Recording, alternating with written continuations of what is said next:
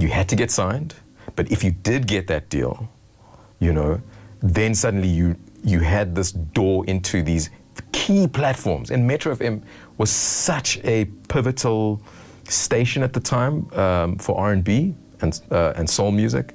Of course, you know, deep house and kwaito and hip hop.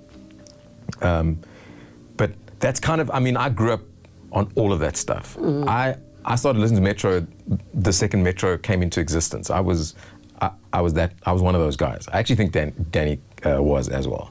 Of course, Danny came. Yeah, come on, we know this. I did find myself, for example, like releasing songs, and it was never something that I could quite come to grips with. Was like, it goes to radio. Some radio is going to playlist it, some isn't. Okay, but some radio stations that you like are not going to playlist it. And you know, we all drive cars in this country, and we're all listening to radio. Well, at least I still am, but you know, but certainly, let's say 10 years ago, you know, I'm always tuning into my favorite stations to like scan and see if I can hear some cool music. But the problem is, then you'll hear something where you'll be like, okay, I know this is a new song, and I just sent them my song. I think my song's better than this song. Why are they playing this song? Why didn't they play my song?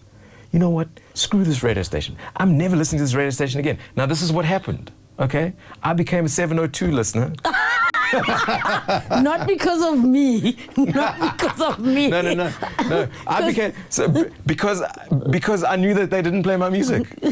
Because it's just talking. So I know this sounds insane, but at least I know that, like, they didn't reject one of my songs. You pulled me out of a deep depression.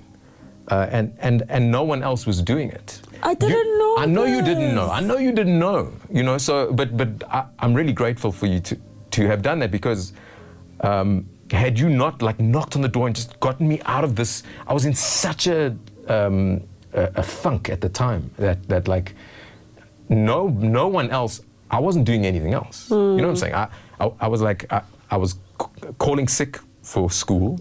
I was canceling lessons, but you knocked on my door. You were like, we got to get this thing done, man. You're the guy, you're going to do it for me. Let's go. You sit, okay, give me some ideas. Try this, try that, da-da-da. This is what the lyrics are going to be. So you kind of pulled me out of a really dark moment in my life.